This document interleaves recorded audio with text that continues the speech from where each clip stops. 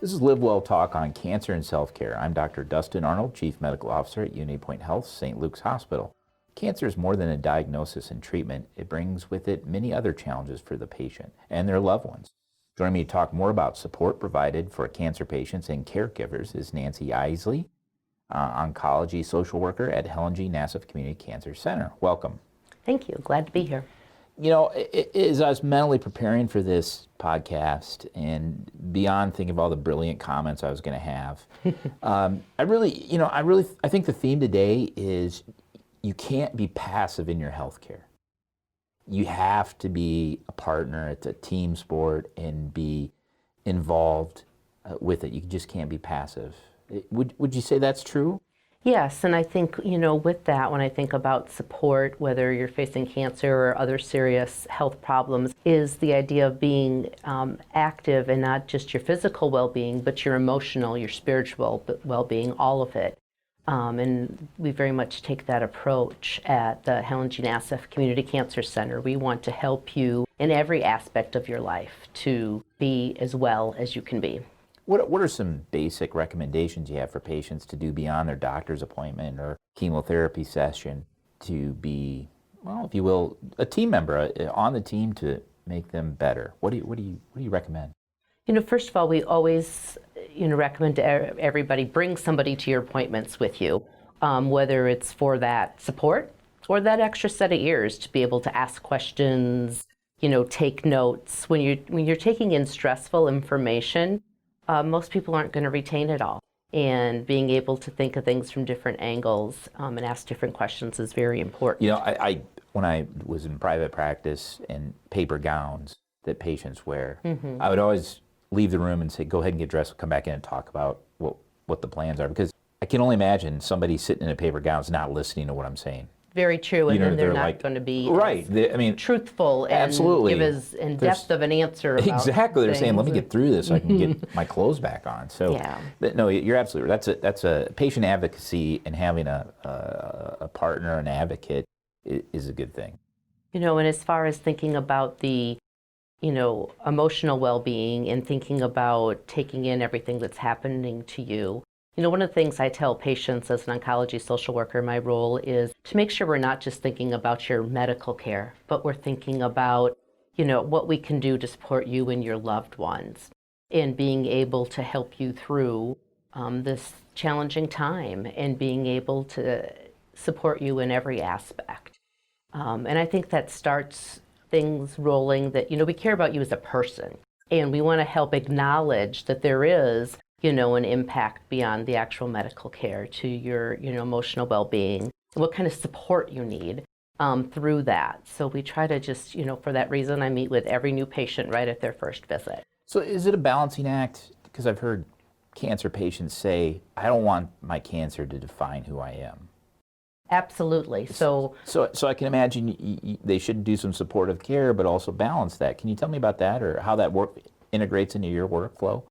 Yeah, so I would start out with just saying, being able to acknowledge that it does have an impact, because saying it has zero impact, it's kind of one end of the continuum, and saying it totally defines me is the other end of that continuum. So like most things, trying to find a balance in between, acknowledging the way that the stress of a cancer diagnosis impacts you and your family as a whole, being able to be open to support from others.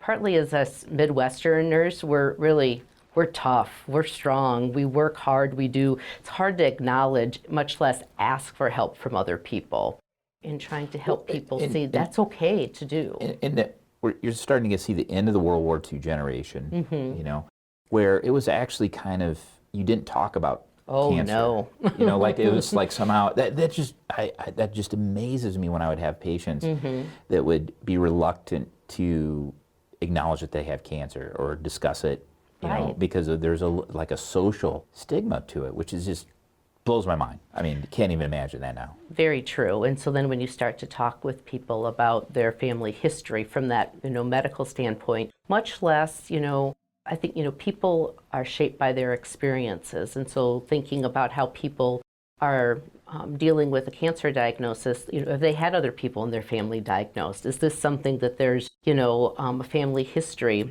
of where they could maybe have learned from other people who they've seen gone through this, much less have any idea of, how to deal with this at all. And so, yeah, it can be very interesting. Some families talk about more things than others in the generational piece as well. Absolutely. That's always just amazed me. I still don't understand that social sort of stigma that used to exist, but times have changed.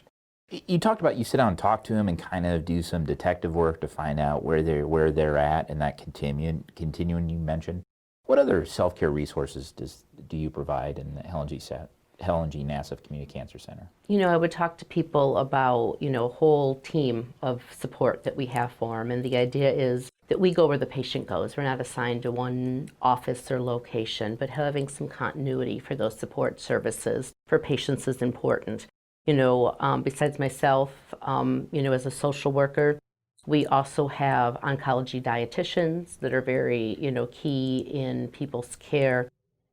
Cancer exercise specialists, care coordinators. And one thing that is really, I think, wonderful, our staff, everybody on our team are people that have really, excelled within their profession, and they found their niche in the specialty of oncology and are certified specialists within oncology, which brings that extra level of expertise, much less that right bedside manner type of person who really helps key into those needs of patients. I think there's two specialties that I see where ancillary staff, nursing staff, social workers, physical therapists, that they're there because they want to be there, and that's oncology and psychiatry.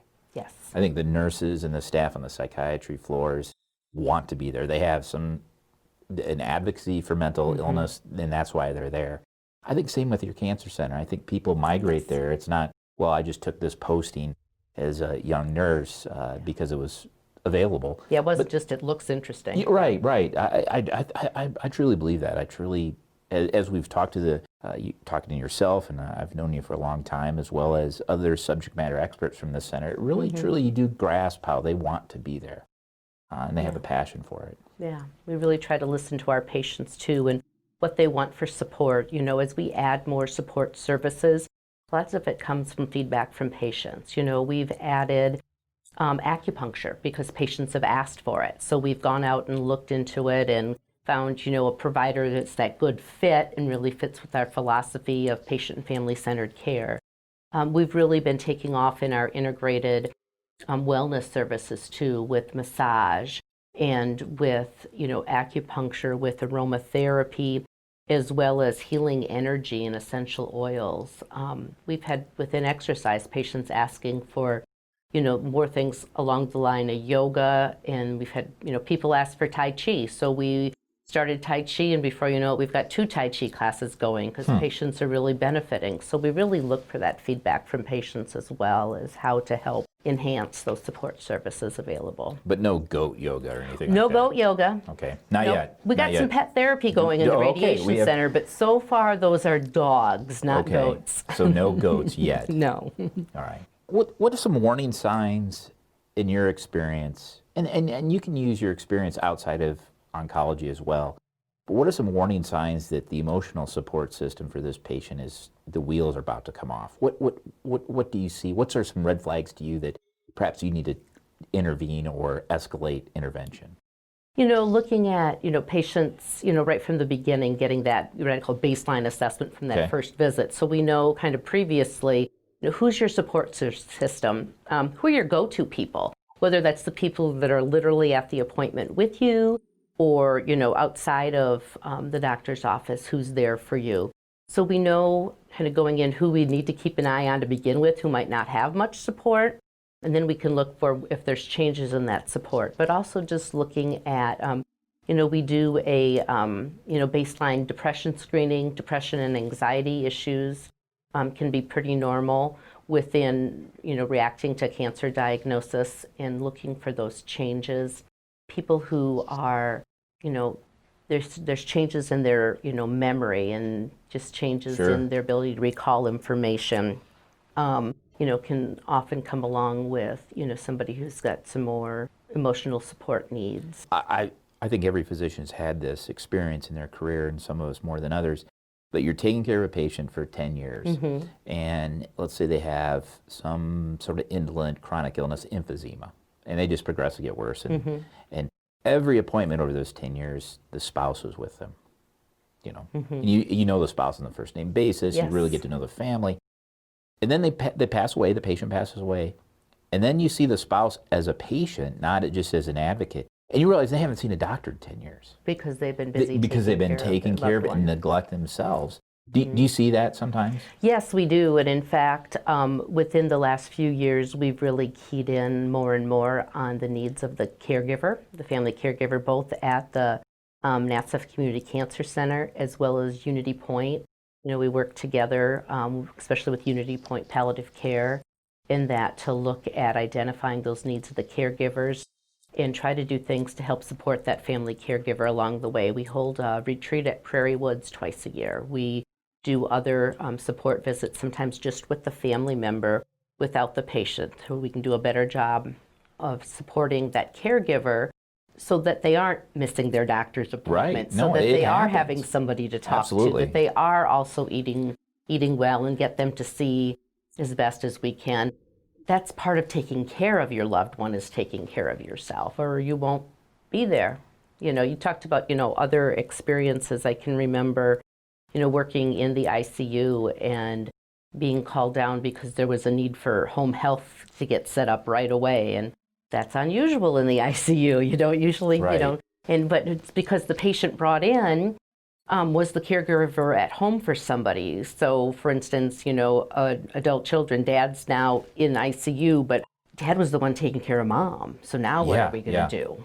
You may recall I have patients that have home ventilators that I see them in the home. And that's, the loved one that's taking care of them, that is their full-time job. Yes. And, they can't go to the grocery store unless they have a support system to help them there. Yeah. And it really is a significant responsibility. Yeah. I think you hit it on the head, though, earlier with your comment about being in the Midwest. And I think they don't want to be a burden. No. I hear that so often when we talk about end-of-life issues with patients, is they don't say, well, I have this religious fulfillment in my life and I'll let nature take its course, or I want to live till I'm 105. They say, I don't want to be a burden on my family. Yes. That's the first thing they say. Yes. And I respect them for that.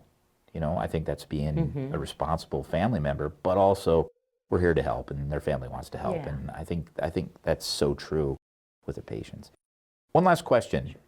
How did you end up at the cancer center? Why did you choose oncology? Because you used to be with hospice palliative care program. Yes. So, my dad had cancer, and that really, when I was young in my social work career, he had cancer, and it really made me want to think more about, helping people with cancer. And so, I worked for hospice for about 10 years, worked when St. Luke's started a palliative care program, worked with them.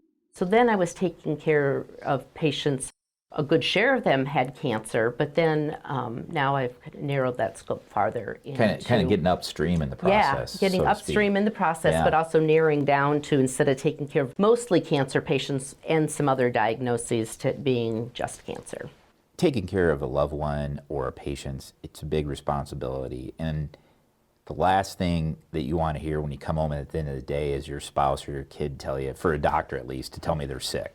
It's, oh my gosh, I've just been doing that all day. And I always think about the family members because they're doing it 24/7 with no breaks. Yeah. And I admire them. I really do. There's a special place in heaven for those family members. Really great information today. Thank you so much for taking the time to talk about this. Again, this was Nancy Yeisley, oncology social worker at Helen G. Nassif Community Cancer Center. For more information, visit communitycancercenter.org. Thank you for listening to LiveWell Talk On. If you enjoyed this episode, don't forget to subscribe, and if you want to spread the word, please give us a 5-star review and tell your family, friends, neighbors, strangers about our podcast. We're available on Apple Podcasts, Spotify, Pandora, or wherever you get your podcast. Until next time, be well.